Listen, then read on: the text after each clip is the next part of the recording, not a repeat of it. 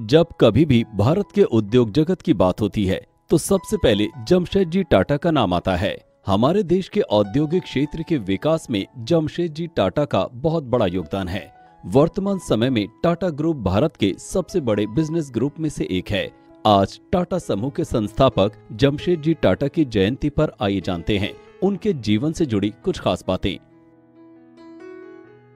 जीवन परिचय। जमशेदजी टाटा का जन्म 3 मार्च 1839 को गुजरात के नवसेरी में हुआ था। उनके माता पिता नुसरवानजी और जीवनबाई टाटा थे। उनका परिवार पारसियों के अल्पसंख्यक समूह का हिस्सा था जो ईरान में पारसी लोगों के उत्पीड़न से भागकर भारत आ गए थे। इनका विवाह हीराबाई दबू के साथ हुआ था। दोनों के 4 संतानें हुई जिनमें 2 पुत्र तथा 2 पुत्रियां थी। उनके पुत्रों के नाम दोराबजी टाटा तथा रतनजी टाटा थे। वर्तमान समय के बिजनेसमैन रतन टाटा तथा उस समय के रतनजी टाटा दोनों अलग अलग व्यक्ति हैं।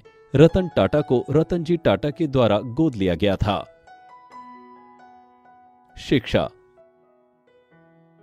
वे 14 वर्ष के अल्पायु में ही पिता के साथ मुंबई आ गए। यहाँ उन्होंने व्यवसाय में कदम रखा।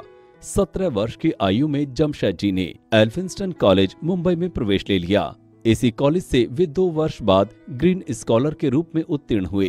तत्कालीन समय में ये उपाधि ग्रेजुएट के बराबर हुआ करती थी। करियर।